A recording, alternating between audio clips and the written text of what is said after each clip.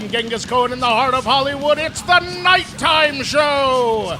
Tonight we have Matt Walker, our head writer, me, the magical Mike Black, and our host, the bubbliest, fizziest, and low-caloriest host in the land, Stephen Kramer Glickman, our very special guest on the show, star of Hot Tub Time Machine, Interstellar, Observe and Report, and one kick-ass Instagram follower at Collette Wolfe. It's Collette Wolfe! Oh, yeah! And now our host, Stephen Kramer Glickman! That's me! Wow, Collette, thank you so much for being here. Oh my God, I'm so glad to be here.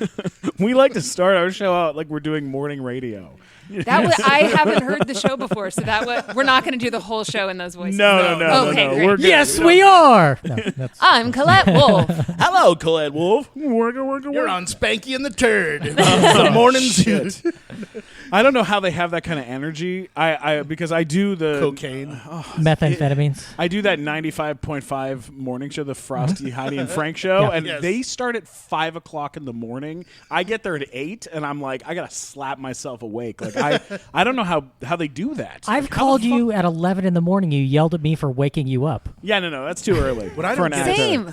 Right? Yes. Thank you, Collette. What is the proper time to call somebody? Never? Well, you could call in the morning, but I'm not going to answer before 1 p.m. Yeah, right? Yeah. Noon 1. Yeah. That's about it for me. Yeah. Anyone in entertainment, it should be like after 1 o'clock. I like about 4 hours to myself to wake up in the morning. Yes. It's so good I don't have kids. Well, I think my IQ You need gets like about an hour to shame spiral.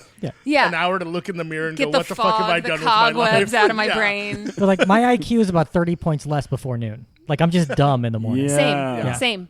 Yeah.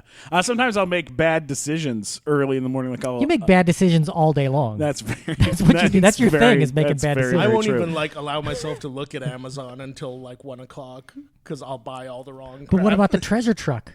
I It's know. at 9 a.m. every I know. day. I get alerts about the treasure Wait, truck. what the fuck is the treasure truck? You're not You on don't the know treasure about the truck? treasure truck? Colette, No. do you know what the treasure truck No is? idea. You So, guys- okay, These fucking a couple times a hobos. week. I guess you just hate life. And Yeah. it's A couple times a Wow. week. delicious steaks and weird. Yeah, like oven Amazon mitts. will send you a text message at 9 a.m. a couple times a week, and they're like, "Today on the treasure truck is like this Kate Wolf handbag the other day, or some big designer," and they're like 50% off our normal price of $400. You get it for $200, whatever. And you're like, okay, if you want it, you can go in and buy it. But then they tell you like 5 places the treasure truck's going to be throughout the day, and you have to be like, oh, I'll go meet it in Irvine at the Spectrum at 2 p.m. and you got to pick like one of those. Yeah. And then you have to be there at that time to get the deal, or you lose the deal. I mean, I have a lot of time to kill. This sounds like a great idea. You got to get on the Like treasure shopping truck. This could be good. triathlon. Great. It's Love like it. cardio and shopping all at Yeah, the 'cause same like, you how don't did know what you it's gonna find be. it? They on Spam you? Amazon. If you're good at Amazon, they tell you things like that. You're good at I see. Amazon. Okay. Yeah, you got to go back to good at Amazon Amazon. school. You're good at I'm Amazon. pretty good at Amazon. I'm pretty bad at Amazon. They have those buttons where it's like hot button, where all you have to do is like press it and then it Buy just it now? orders immediately. Buy Yeah. it now. And so I pressed it, and then I was like, did nothing happen? So I pressed it 2 more times. Yeah, And you got then 3 of them. I ordered literally 22 pounds of dog food. What the fuck am I supposed to do with all this dog food? Instead of the treasure truck, they send you to the value hobo. They're like, if you can catch him, he gives you a deal. Whatever he's got in his shopping I've cart. got some for you. They have those. They have physical buttons you can. I don't know why you do this. Like you pay them money to ship you a physical button that you put in your house, and then you press the button and it orders whatever it is. Like you can like set one up for like Tide, and like then you press the Tide button and it just orders Tide to be shipped to you. But I'm like, Wait, What? no, you have a specific Tide a button? physical button, yeah, just for one thing. Just to order Tide. Yeah, but then people. I know that's Your whole true. apartment would be full of buttons. I know. I don't get it. I don't Here's know how why anybody. And you pay them money for the privilege to have this button in your house It's like to buy having more a stuff really from them. shitty spaceship. Yeah. This is You have to be the laziest and most organized person ever Yeah. to have those buttons. Yeah. Because in order yeah. to get a button set up and rigged Yeah. and whatever, you'd have Yeah. to be like All kind the of on top of your wiring and shit. everything. Yeah. Yeah, But it's like then a whole thing. to and- never want to shop, you're also kind of the laziest. Yeah. Yeah. That's very true. Because you're too lazy to say, Alexa, order Tide. Like, who's the market for that? Yeah. Well, guess me. my cousin has it set up. He has a button on his desk to order more diapers for his baby because he has a baby, and so someone got him the button, and I went to his office, and I was sitting across from him while he was on the phone, and I just started tapping on the button, and I tapped the button. I tapped the button about 27 times, and he had to go on Amazon and cancel 27 orders of diapers. I'm not good at things. I'm pretty bad at stuff. I wish I had the Swerve or the game or what have you to have the button for condoms. And just constant, order them up. I guess I'm going to have to hit that button again in 2 days. That would be nice. Colette and me ran into each other at Chipotle, incidentally. Very awkward. Well, first we ran into. Here's how we first ran into each other. We were. I was standing in line. I went to a Disney audition for a show, and it did not go well. The audition did not go you book well. I did not book it. Also, my pinned? ex-girlfriend was in the waiting room auditioning for another role on the show. And Is that the Alien Crikey? That one? No. Oh, different from one. like before Shrek. Okay. Like back in the old days. Oh, okay. And like so we're sitting across from each other and it's like super awkward and there's like this there's like weirdness, and then I went in and I sucked and I was like, son of a bitch, I suck at this. And then I go to Starbucks and I'm like, I'm gonna get something to eat and go home. I'm frustrated. And I'm standing in line and they told you to leave Starbucks. Yes.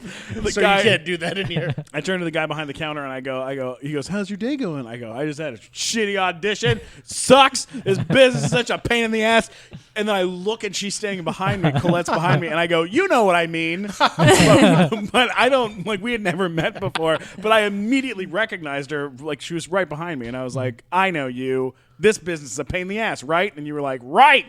Totally. Well, so like, my end of the story Cake is pops for everyone. I came out of hot yoga and I wanted to go to the Starbucks drive-thru, which is my usual jam. And I was like, you know what?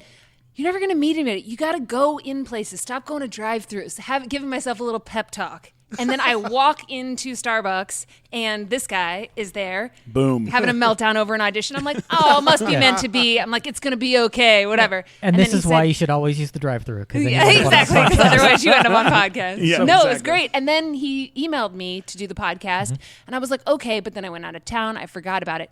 2 days later, I see him in Chipotle, and I'm like, well, God wants me to be on your podcast. Yeah. Yes. So here we are. Totally. I'm so happy By the that way, you're here. who too. wants to Me meet too. people? I want to not meet people anymore. I don't want to meet anybody else. I've met every person I need to meet in my life. I'm done. You're done with it? Done meeting people. Don't need to meet anyone else. I get that. I have those days. You ever have those days where you're just like, I'm fucking enough. I got enough friends. Yeah, well, I'm I don't know full. if I feel like I have enough friends, but I do have days where I don't feel like meeting anyone or Yeah. seeing anyone, even the friends I have. Yeah. Right. Right. But then other times I'm like, no, be open. No, Get I out love. there. Yeah. You got to get out there. You got to get meet out there. You people. got to do things. Yeah, you got to just stir it up a little bit. Do you have to? Totally. I'm well, still hung up on the idea of God sending you to Chipotle for something. I know. to get something That's done. my God. Yeah.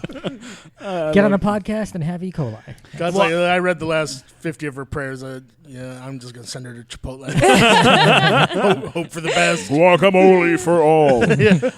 When we first met, I was like, oh, I recognize you, and I knew you from a couple different shows. And This is the Worst.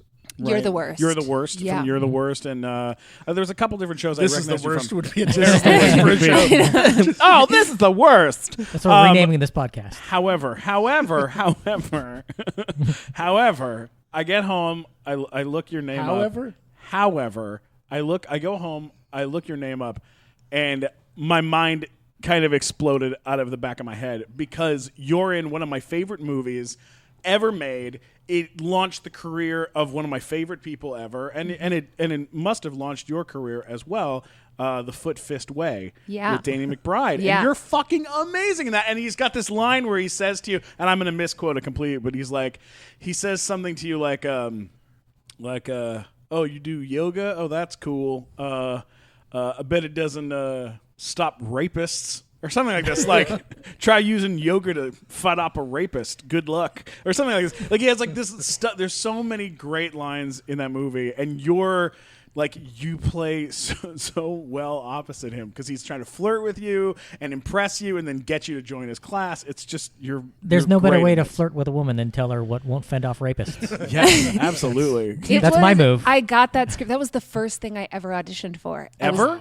Well, no, I mean, I had done plays. Sure. Like community theater and high school, but it was the first ever movie so I had just gotten a theatrical agent in North Carolina, and he sent it to me, and he was like, I think these guys are going to do some good stuff, so we'll try you out here, and if you do well, then I'll get you an audition for the big leagues. And the big leagues at the time was One Tree Hill. Oh, yeah. And so, like a My- co-star in You're One Tree in the Hill. dance now.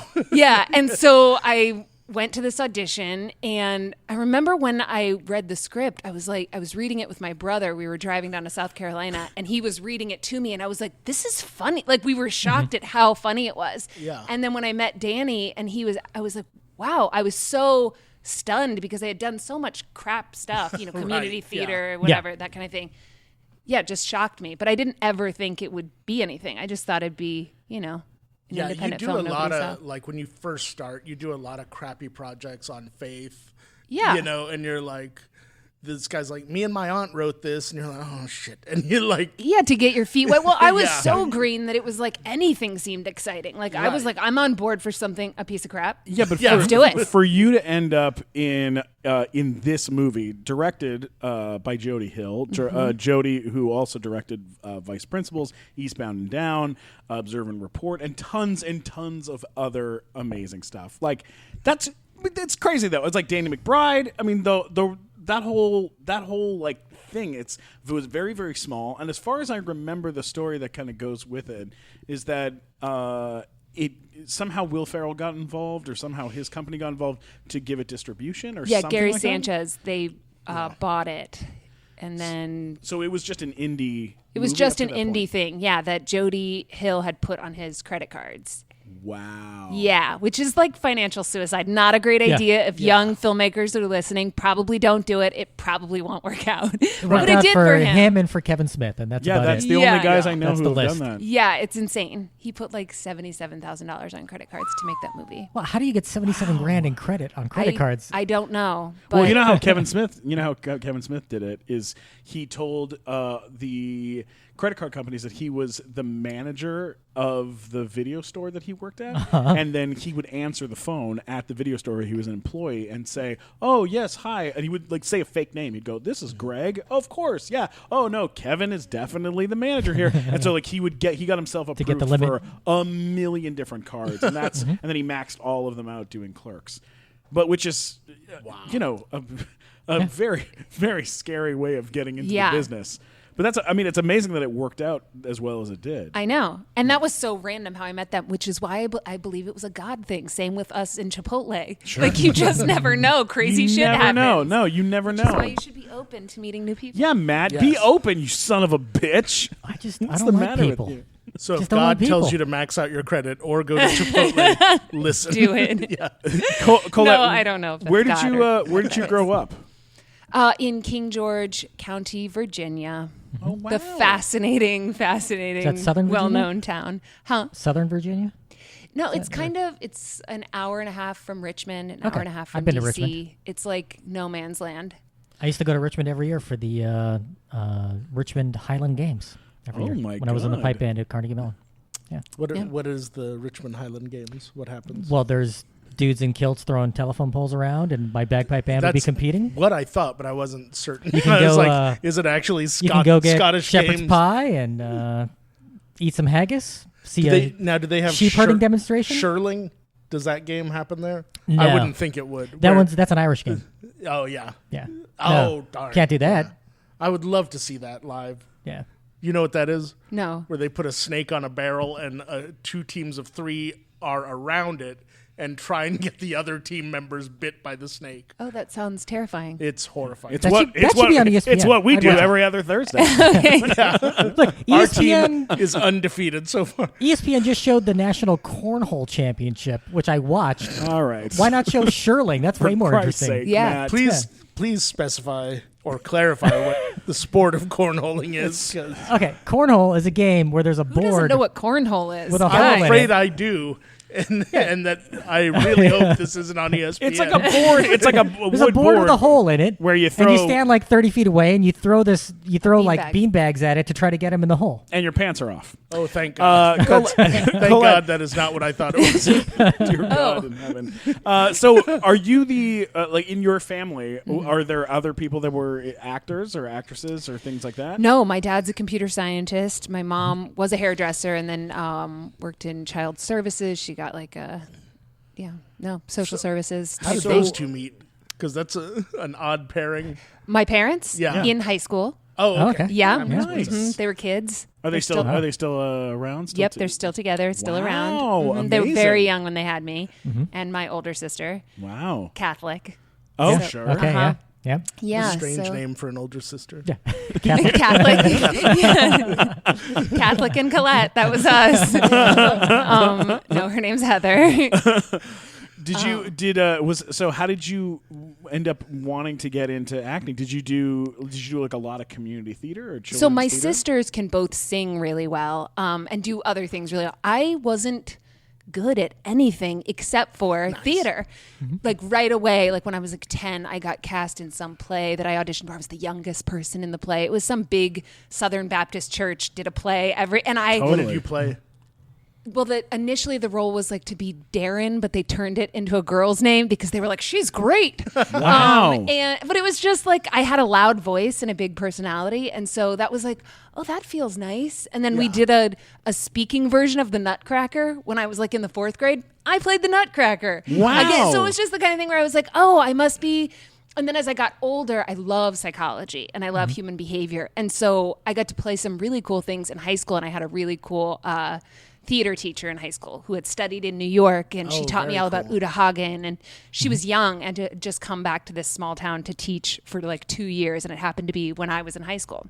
Wow. And so I kind of discovered, I really like not just the being on stage, but this, Like Yeah. delving into analysis scripts of it and everything. yeah. And then because nobody I knew had ever been an actor or done anything like that, I went to college for psychology and sociology, and then I had a whole other career. I worked in insurance after college as a claims adjuster. It was suicide-inducing. I hated it. You were the Sorry, one Geico. saying no to everyone? Oh my! It was so. That was your hard. job, was It to say the- no every time, right? No. It was like claims adjusting. So I'd like people in terrible car accidents, like bodily injury type shit. And so I did that God. for like 9 months. Okay. And then it was during the 9/11 stuff. Oh, That God. era, yeah. So I was like, oh my God, this is the world. Like this is, you graduate from college and you do this. So then you I felt was like Brad Pitt in Fight Club. Yeah. Yeah, you were like, or Ed Norton, I guess was Yeah. about half yeah. of them. Yeah. So, and then I was like, I'll be a behavioral counselor. So I did that for 3 You're like, years. oh, I'm getting too depressed at this job. I'll be a behavioral counselor. Yeah, but I did it with like kids that have like behavior problems, and so that was God. terrifying. But turns out I'm really good at manipulating small groups of teenage girls, and so I was really good at it. Wow. And I I'm gonna loved leave it. that By the way- alone. I loved the being By the way, in that. can we find that hot tub time machine? Have you go back in time and teach that to me when I was a teenager? Because that would have been useful. I was not good at manipulating teenage girls. Wow. I just mean, just socially how to get them to. No, of we course. know what you meant. Okay. These fucking nerds. That's why I mean, dropped like, it. not gonna touch that. Okay, so That's and what then they said. I went to grad school for sociology. Then, guys, Yes. I had this epiphany. I was happened? I went to this self-leadership training for my counseling job. And when I was there, it was all these people in their mid-40s who talked about all the things that they had wanted to be. And now they owned homes and had kids and they couldn't do their dream. And I was like, my dream was to be an actor. And I'm only 24 and I don't own a home and I don't have any kids and I'm not married. Why am I not doing it? And so that Absolutely. started the journey. Wow. Yeah. That's amazing. That's Yeah. great. And how old were you when that happened? 24. Wow. Like she just said 12 seconds ago, she was 24. Yeah, and then the first thing I auditioned for was Foot Fist Way, Holy wow. which is why I'm like, God might be real. Yeah. Like, That's I don't amazing. know. That's Which an is incredible thing. hence the Chipotle thing. I'm like, you never know. You never know. No, you really don't. That's amazing. How soon after that did you move out to Los Angeles? Like how soon? Well, so I went to New York after Foot Fist Way and a couple of other independent films that I had done because I was like, I'm ready. I booked a Subway commercial. I have $5,000 in my pocket. I'm going to New York because I wanted to be a theater actress. ooh, that was really hard. Yeah. And then in 2007, January 2007, I came out here and booked my first audition. Wow. In a Will Ferrell movie. And I was like, in okay, so I'm semi-pro. Yeah. So I was like, LA is my home. Cool. And I haven't left. Yeah. That's amazing. Yeah. How was it to work with Will on that movie? Was it fun? It was so cool. It was okay, so I had auditioned for Talladega Nights when I lived in North Carolina. Yeah. I got a callback, and I was in Las Vegas for a friend's wedding and couldn't go to the callback. And I cried for like 3 days. I'm never going to when am I ever going to have another chance? Blah, blah. Yeah. Cut to 3 years later. It was only 3 lines in the movie. And when I went in to audition for it, I had decided that she was a cheerleader. So I planned this whole cheer. I did a whole thing that wasn't in the script because I didn't know any better. I hadn't auditioned before. Yeah. And so I did this whole routine. And then I left and they came out and got me and they were like, hey, Collette, can you come back in and read the lines? And I was like, oh my God, I totally forgot. And so I read the lines and I booked that part. And it was such a it was 3 lines, which got cut from the movie, but it was 2 months on a huge studio movie as a principal speaking role. Yeah. So I had made more money on that than I had ever made in a year. Amazing. And everyone's being nice to you, and you have Oh a my God, trailer and so everything. nice. You get your Yeah. hair done and you get... It was amazing. And Yeah. to get to be around like big movie stars and kind of let Yeah. that settle in, like, okay, don't be a weirdo. Doing stuff like that is kind of like movie star fantasy camp. Yeah. You know, It like was even if it's just amazing. one day, they still treat you the same way. Totally. You know? It was incredible. That's It was amazing. Yeah.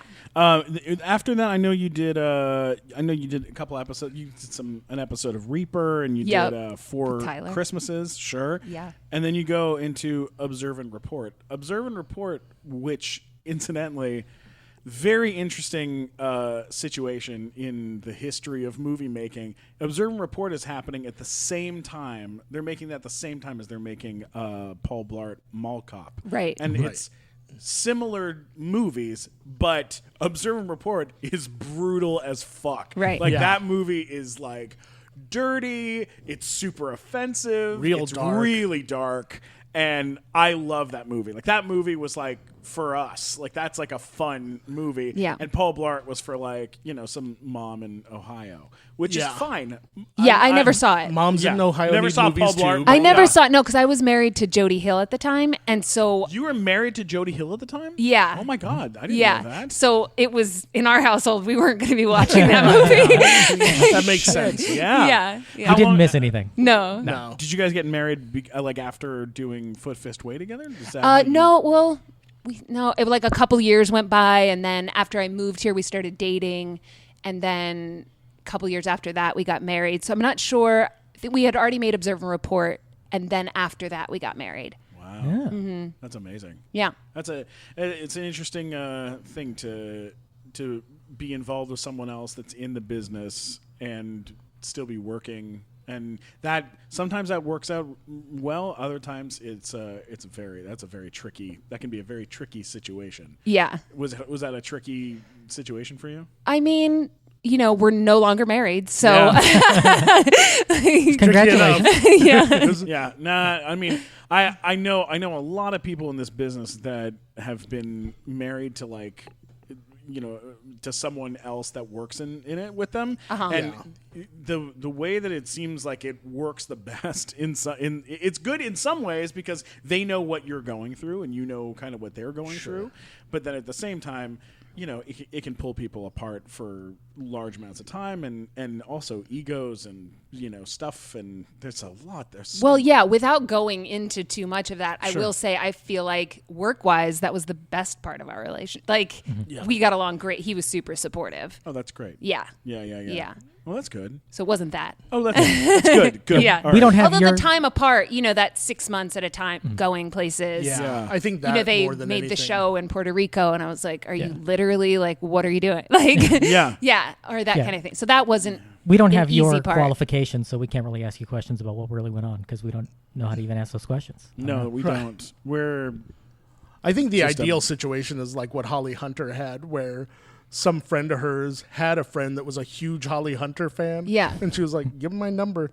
Yeah. And now she has like a live-in fan. Who doesn't Just, want like, to live in fan? supporting Hey the guys, shit out of if her all the I have time. a fan out there, well, like Kate Flannery, who was just on our show from The Office. Her and her boyfriend have been together for like 15, 16 years.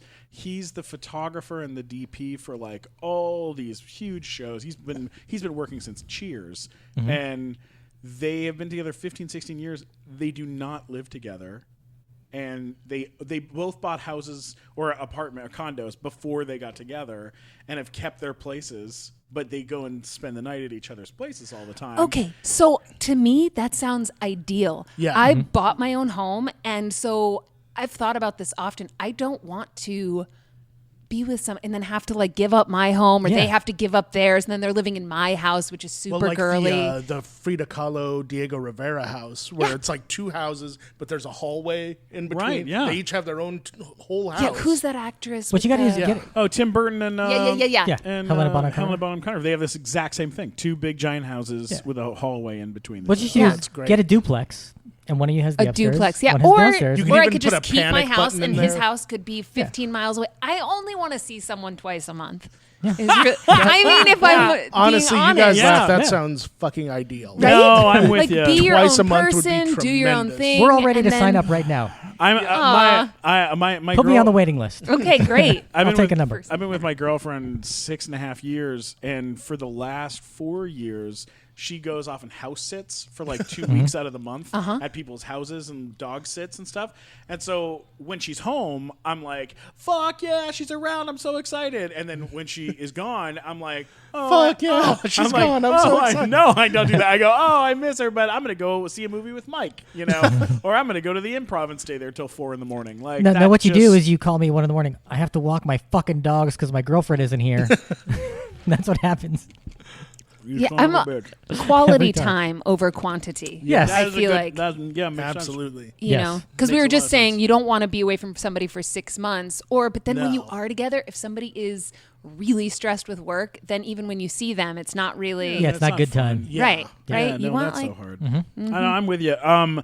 In Observe and Report, you got to work with one of my favorite people ever, Seth Rogen, Yeah. who is amazing. What was he like to be around? I mean,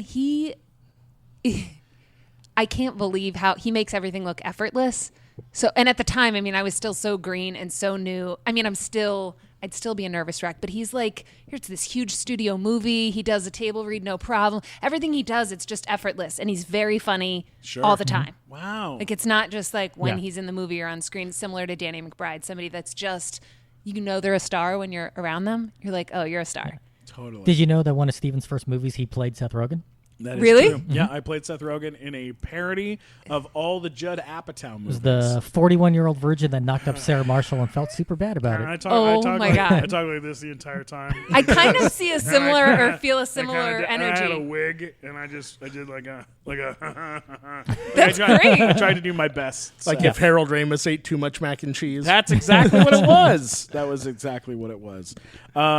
So then I'm going to jump with you to a movie of absolute epicness. A movie, in fact, where we just spoke about it on our live show with Lisa Loeb, because yeah. Lisa Loeb, her song "Stay" was covered in this movie by Craig Robinson, Hot Tub Time Machine. Hot Tub Time Machine. Whoa. Yeah. Now, when the world first heard the name Hot Tub Time Machine, I think everyone at the same time was like, what the fuck are you talking about? That was what I thought, but I Is that- auditioned for it anyway. Well, yeah, of course. Yeah. Of course. Yeah. Walk us through that experience a little bit, because that movie is fucking amazing. It's a hilarious movie. Yeah. John Cusack, Craig Robinson, who else is in that? That's That's a movie that defied my Rob expectations.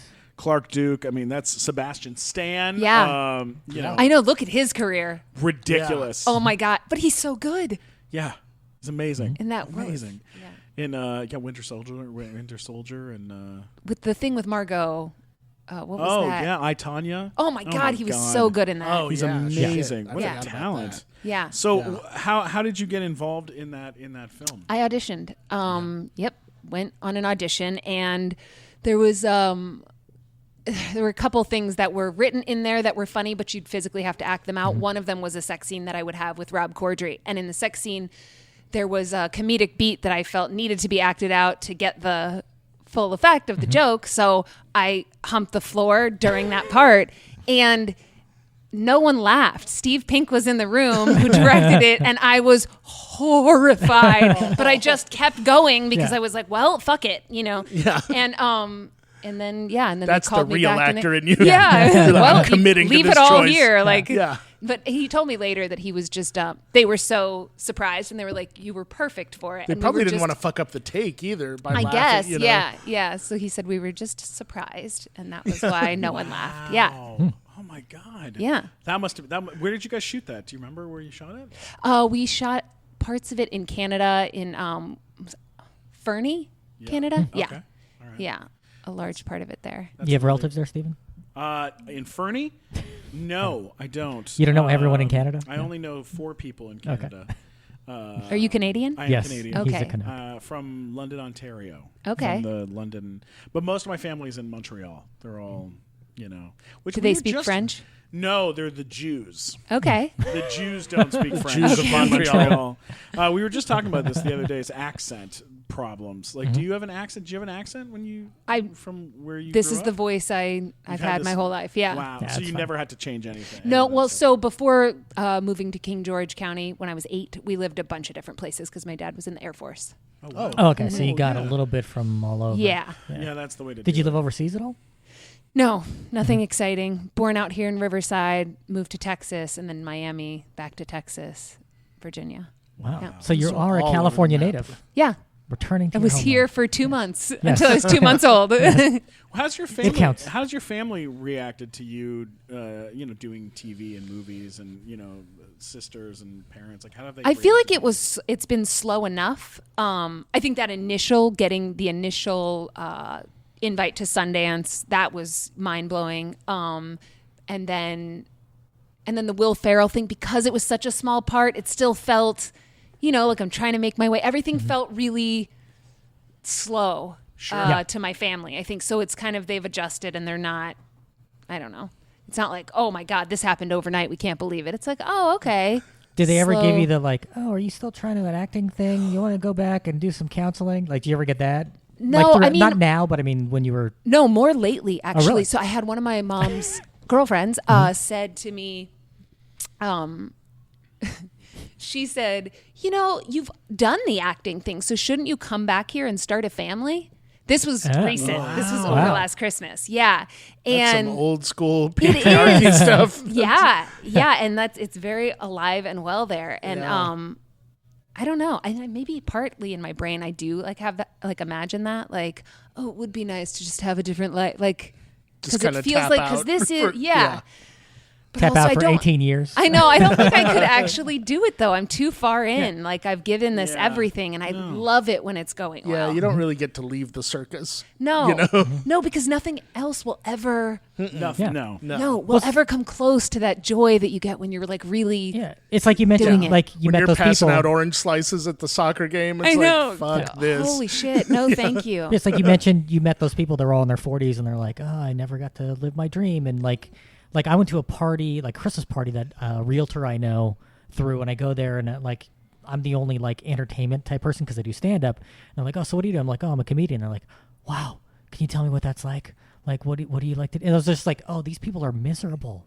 They're miserable in their regular life. They all wanted to do something else, and they never got a chance to do it." Well, me and Mike had dinner with my cousin recently. Oh, yeah. Who's a real estate agent. Okay. Great. And Here? Great guy. it was a great what's it called? It was like a character study. Where we both and it's something I've been around my whole life, but me and Mike have never sat with him together for Yeah, dinner. I had never met him. He'd never met him, and it was like we were watching him for the first time, ever. And he's older than me, and he turns to us and he goes, "So, I mean, you guys, how do you make money? I mean, because I know what stand-up comedy pays, so it can't be that. I mean, how are you guys paying your bills? I mean, what do you what do you do? What do you do?" And he's doing this in front of his daughter, and he's and it was me and Mike were kind of just looking at each other, just being like, "Well, we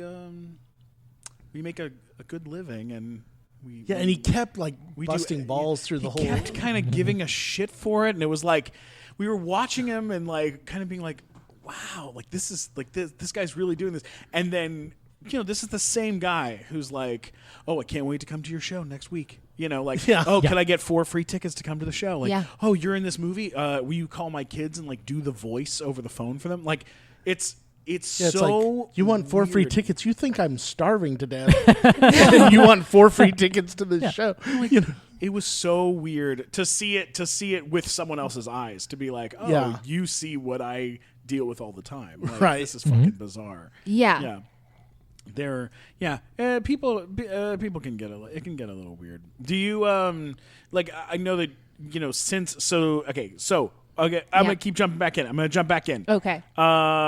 Because you're like you've done a lot of stuff. You've worked on a lot of shows. What's your favorite TV show that you've gotten to work on? Like, even if it's You're just the for an worst. episode. That's your favorite? My favorite, yeah. Why is it your favorite? I think just because I related to the characters, like I could see my friends and I could see people that I know. I mean, it's obviously the worst version of them, but I just related to it. I liked that it's set in LA. I felt like I was part of something cool and relevant, and I loved my character. That was FX, right? Mm-hmm. Yeah, they're fucking cool. Yeah. They make cool FXX. stuff. Yeah. FXX. Mm-hmm. Yeah, they make I even know. cooler. Sounds terrible, Yeah, but no, they're even cooler. They though. are. Yeah, because they make. Watch me on Thugs. Totally.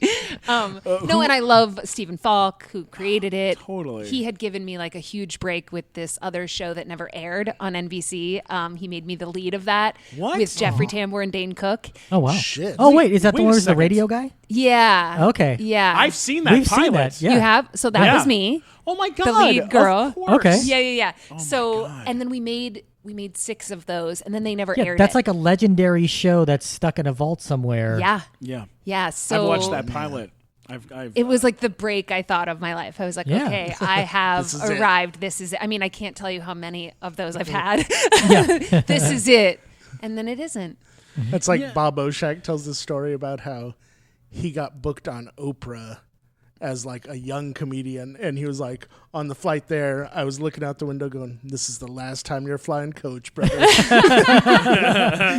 10 years later, still flying Totally. coach. Totally. These like peaks and valleys. Yeah. yeah. It's the life of a working actor, though. I It feel is. like. There's a lot of ups and downs to it, and you have to kind of keep checking back in and keep your friend circle tight, and Yeah. and have people that you can turn to and be like, I just went to this and it fucking sucked, or Yeah. I just had like the best Yeah. experience, and People you can say that to, like the people behind you in line at Starbucks. exactly. Totally. Yes. If No. you don't have friends, you can You know go to a what, guys? Starbucks. You sons of bitches. Chipotle. No, but like, you know what I mean. Like, you have to keep, you have to keep communicating with people about which we're lucky enough. We all do stand up, so we get to go in front of a room full of people. Because sometimes you have an audition or an experience that's so shitty in this town, you can't tell one person. You have to tell 200 people. Right. You know? Totally. And that's my favorite part about doing stand up is like, you have a bad thing, you go up in front of a room and you're like, I gotta tell you about this fucking horrible audition I had where this guy wouldn't stop texting the whole way through it, and I took his phone out of his hand. Like, that made me a mistake.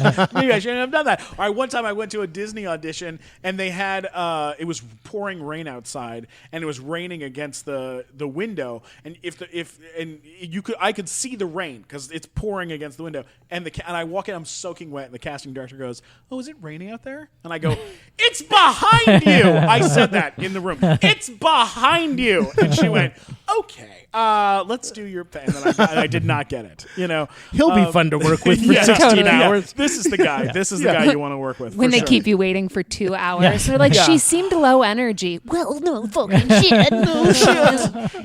No, So I just started doing stand-up this year. did you Oh, really? Yes. Where are you doing it? What's Well, happening? okay, so there's this lady named Judith Shelton in Atwater Village, and she's amazing. She has a little class, and it was all women. So we just get together like a little writers group, and then that's fun. Yeah, and then stand up and do it, and then we go like a en masse pack to Tao Comedy, and Okay. do like their open mic night over or in whatever. Pasadena now, It's right? really fun. Yeah. Wow. I'm still obsessed with having jokes, though. I love this idea that you guys are talking about just getting up and talking, Yeah. which I haven't done. Well, Try it. It's fun. yeah, Terrifying. I mean, it's you terrifying get to a at point first, where but it's you fun. learn how to mix the jokes into just talking. Okay. Okay. yeah. I call it Yeah. writing on stage, Yeah. where you just take like funny nuggets of things that happened over the last month and just have a couple of those kind of in your back pocket that you can like latch onto. If you start just talking crazy, Yeah. you're Right. like, oh, reel it in. What's that one? Oh yeah, this thing. Oh, interesting. Okay. And and when I do bits, they're not always the same. Like when I do a bit, it's like, well, how am I going to tell it this time? I don't know. I know what the funny part is, and I just get there however I get there. Yeah. Like for a while, there was a story that happened with me and Matt where we went to to celebrate the nighttime show podcast. I think we went to go celebrate at a place called Pacific Dining Car. Pacific Dining Car, yes. Yeah, and so we went to Pacific Dining With Car Saba. with my friend Saba, and they had a deal. Do you remember what the deal was? It was they like were open 10 in steaks for1921. $1 or something. They ridiculous. opened in 1921, so they had a deal where this steak dinner that was normally like $50 was $21 Right. at the time. And it was like a 30-ounce steak or 25-ounce steak. 25 Gross. 16 or something. 16-ounce steak. Yeah. It was a 16-ounce steak. I don't eat steak a lot, so but I thought, you know what? This is a big night. I'm gonna get 2. I'm gonna spend the money, shit. and I'll get the 16-ounce steak, but I'll get another one just to take home, and I'll eat it later. You Okay. know? And so then I ate the 16-ounce steak, but then I was still hungry, so I ate the other 16-ounce steak. How so many I ate ounces of steak is that? 32 ounces of steak in one shot after not eating steak for like 3 years. He basically ate a cow's head. Yeah. So I go home and I'm not feeling particularly well. Why And not, I'm like, anyways, I could go to bed. And so I lay in the bed, and then I started getting pains in my stomach. But they were like pains like I was being stabbed from the inside with like a meat sword. Like it felt like Game of Thrones in my body was happening basically. Like I was just in a lot of pain. And so I turned to my girlfriend in the middle of the night and I was like, we have to go to urgent care right now. Like I'm in a lot of pain. So we get up in the middle of the night. She drives me to urgent care. I go in. She sits in the waiting room. The doctor checks me out and he goes, okay, and look, you what did you eat? I go, I ate a 16-ounce steak, and then about 10 minutes later, I ate another 16-ounce steak. And he goes, okay, so the first thing I want you to do in the future is don't eat stupid. Don't eat like an idiot. Try to eat like a normal. Try to be like a normal person in the future. And I was like, okay. And he goes, also take this pill and it will clear you out. You'll be fine. I go, thank you so much. Can I ask you a favor though? He goes, sure. I go, I paid $160 to come in here in the middle of the night. Can we bring in my girlfriend? And will you tell her that the reason that my stomach hurts is because I'm pregnant? And he goes, you want me to do a joke? And I'm like, yeah. I go, it's funny. It's a funny thing. And so he was like, okay, all right. And so he goes, I try. I don't do comedy, but I try. And so he goes out and he gets her, and you met her. You know, she's a fun, interesting lady.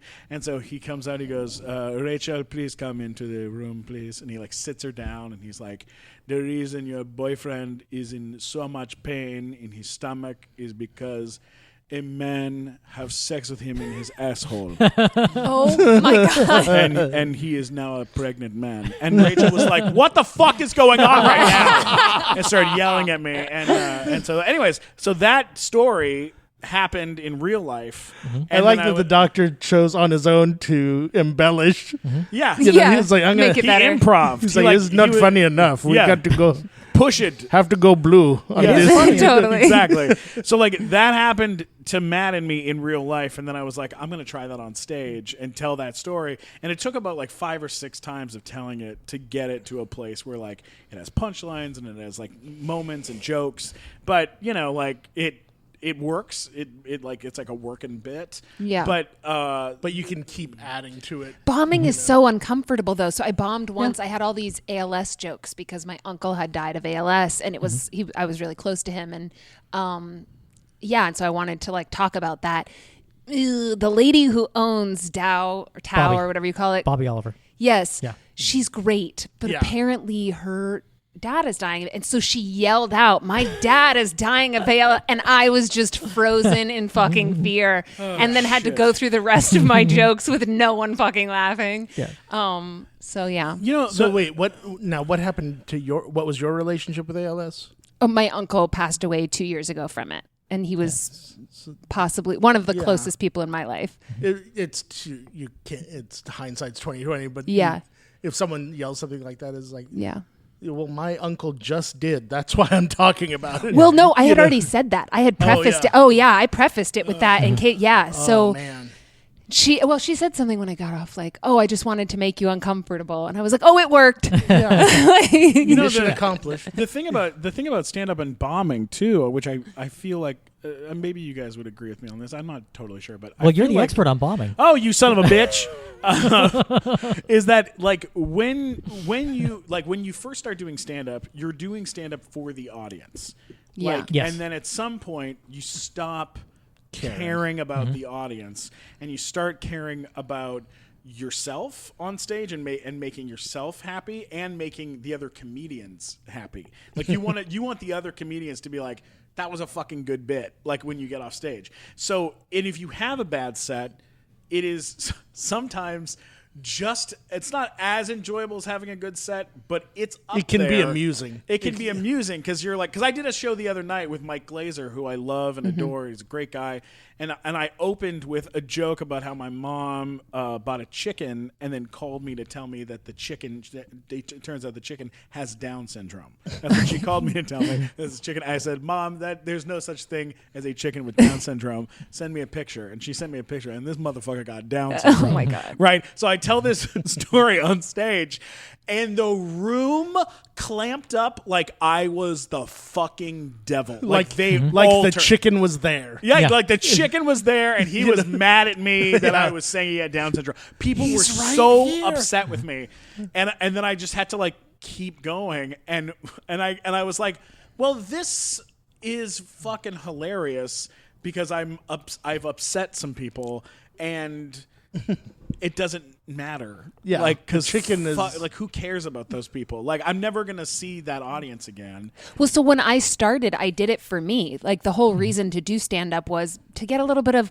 control back or power. Sure. I don't want to just do performance when I'm given the opportunity, right. which seems, can sometimes be less than other times. Anyway, but then as soon as I started doing it, I care so much about getting the laugh. I care so much about being proud of whether or not this joke works, or I don't know. Yeah. So yeah, it'll just take some time. I mean, like it always takes some time with stand up. I'll tell you, the worse the rooms are that you do, the quicker you get better. That is because totally if you're in true. rooms where people are attentive and they pay attention to what you do, then you're gonna get a misleading sense of what's good or not. Yeah, if everyone's supportive, if it's always like friends and family and stuff like that.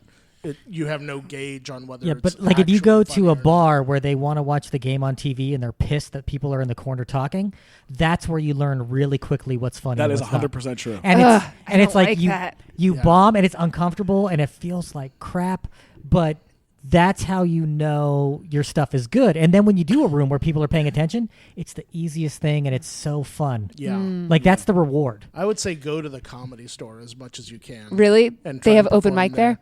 They do, and they have a bunch of different booked shows that you can get on and stuff like that. Okay. Up in the belly room. And it's a lot of times I liken it to performing on a pirate ship. Okay. And That's if true. you perform in front of a bunch of pirates every night, when you do a normal show at a normal place, there's nothing they can do that will derail you. Yeah, Okay. and the other thing too is like you being recognizable, like you get them for 30 seconds.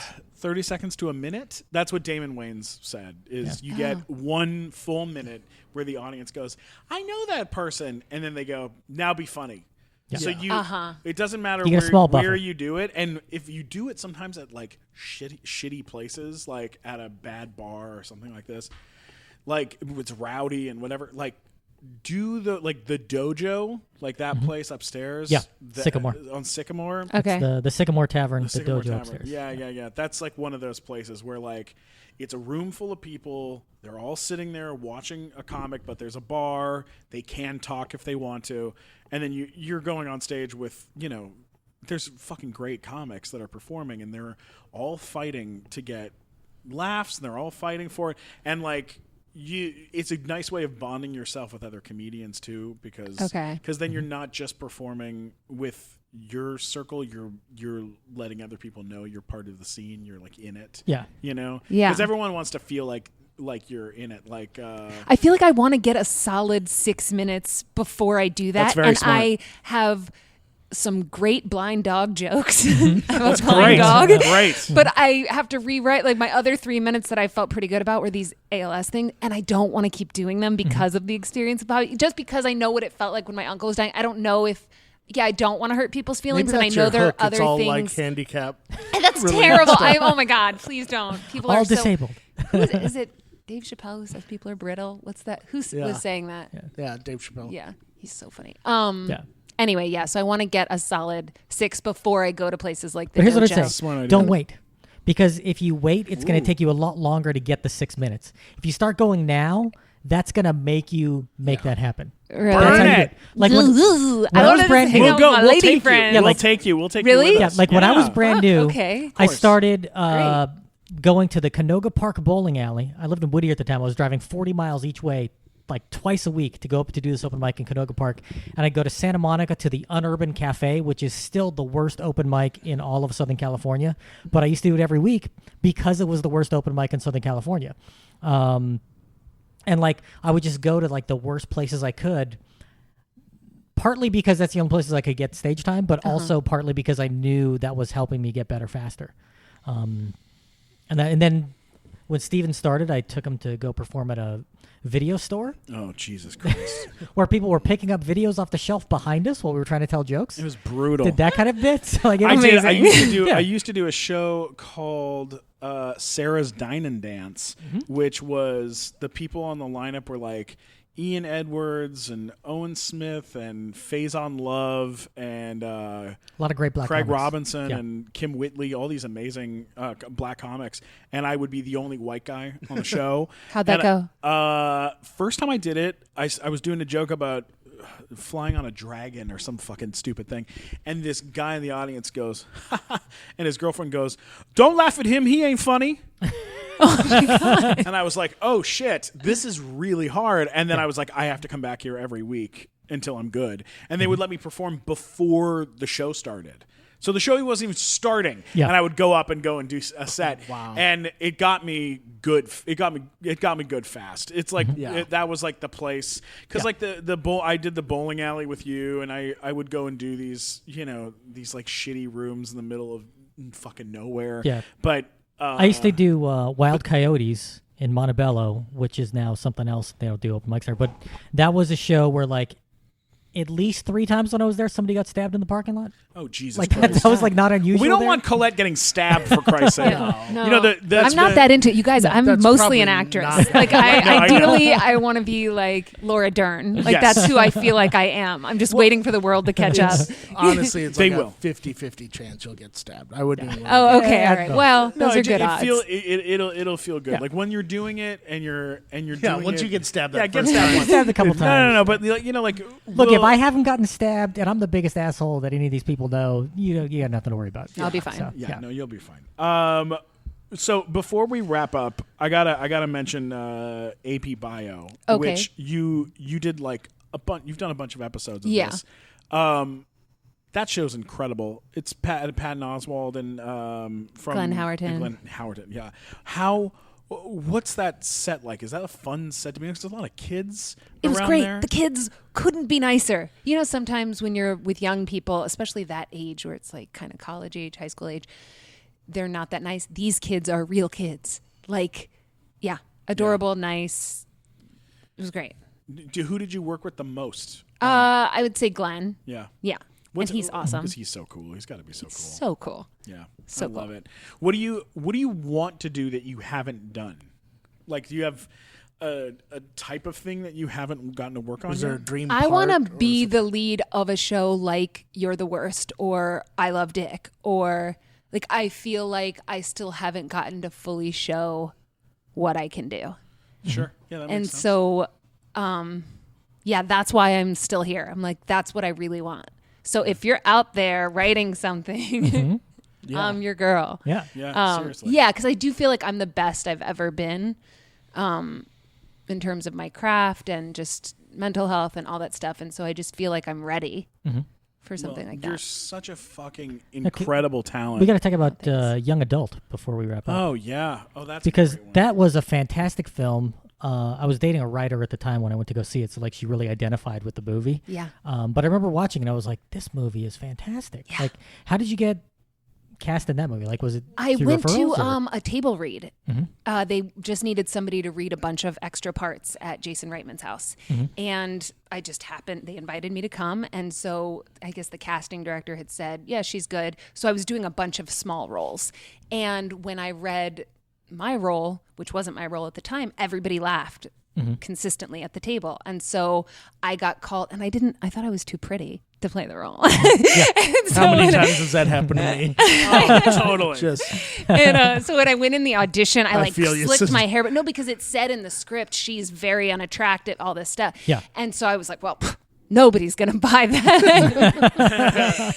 I ate cheese pizza for like the 3 months before we filmed. Everyone bought it and like didn't wear makeup. That was all that was required. Like greased my hair back, didn't dye You it. underestimated the power of pizza. Totally. The power of pizza, no makeup, and standing across from Charlize Theron. Like anyone's going to look like dog breath. Like Now, great. Right, totally. Now, was Instant that dog when breath. you met Patton Oswalt? Was on that movie the first time you worked with him? Or? No, so he played my boss in Observe and Report. Oh, that's right. Okay. Shit. Yes. Oh my See, we're Yes. doing a So bunch I've worked now. with him 3 times and I love him.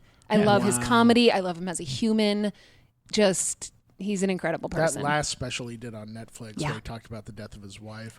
Amazing. Well, and now his new wife, Meredith Salinger, I became obsessed with her on Instagram and just like started following her. She writes just really sweet. She's so transparent and positive and authentic on there. And then so I followed their whole love story like a little stalker. And so when I saw Patton at work, I was like, oh my God, I love Meredith. And he's like, what? Oh my God. They just have the sweetest love story. Wow. Anyway, That's follow really them cool. on But now Instagram. she's got to solve a 40-year-old murder mystery.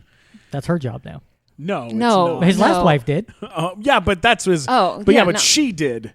Yeah, that's what Matt she did. Walker. Got to live up to the old wife. I don't know. Matt, what is the matter with you? So dark. This is getting so dark. I'm a bad person. this is why That you is. have to have that other website. Yes, I do have MattWalkerSucks.com where people can complain about this kind of comment. Really? Yeah. Okay. Yeah. Okay. And So do you- people do that? Oh yeah, I they think do. today yeah. they Really? will. Yeah. Yep. Every time. Colette, Yes. where Where do you live? where yes. Where can people follow you on the interwebs? Where can people check you out? Well, technically I'm on Twitter, but I've deleted it because it was depressing me. Yes. So go follow me on there if you want, but I'm currently off. No, Instagram. Sure. I'm regularly on Instagram, Collette Wolfe. Same with Facebook though. It's a graveyard. So follow me if you want, but I'm only going to update that like once every 2 years. So besides Patton Oswalt's wife, what else do you like to follow on Instagram? All my friends. Okay. Yeah. And beauty products. love Things that guys aren't going to be interested in hearing about. Curious. Well, I don't know. Mike, where can people find you, Mike? At Mike Black Attack on all social media. And what do you post pictures of? Mostly action figures. Yeah, So you do. Also, if you play video games, Humorous Black is my gamer tag. So play games with me if you want. Yeah. Why didn't you get Mike Black Attack Oh, and on there? I also co-host a show called The Power Pals, which But- is Yeah, fun. it's a great Why, show. was Mike Black Attack already taken on Xbox Live? No, I just a lot of people thought it was a racist thing. Oh, And okay, so I because was like, it's gaming. geez, Yeah, 'cause I it's get it. Yeah. gamers, and I was like, oh, Yeah. okay, I can. It's see the internet. I understand that, so I just now. Yeah. changed Yeah, it. that's good. What about you, Matt? You can find links to everything at funnymatt.com, or as mentioned, you can let me know if you don't like me at mattwalkersucks.com. And if you follow me on Instagram, you'll see pictures of cakes and pies that I make. And You're very good at making Really? cakes and Oh, yeah. pies. He's a great chef. yeah, Mine's I'll a show lot you of pictures. flowers in my garden. I have a really pretty I'll show you garden. pictures. Nice. Yeah. I like that. You can always get me at Stephen Glickman, STPHEN, Glickman at Twitter, Instagram, and YouTube. Don't forget to subscribe to the Nighttime Show podcast. Leave comments and questions and all sorts of wonderful stuff. Our live show, we're back at the Hollywood Improv May 26th. So if you're in town in Los Angeles, come check us out. Colette, you're the fucking coolest. Thank you for doing this. And thank Thank you God for having me. Chipotle. Thank you. I know, right? You bet. Stand on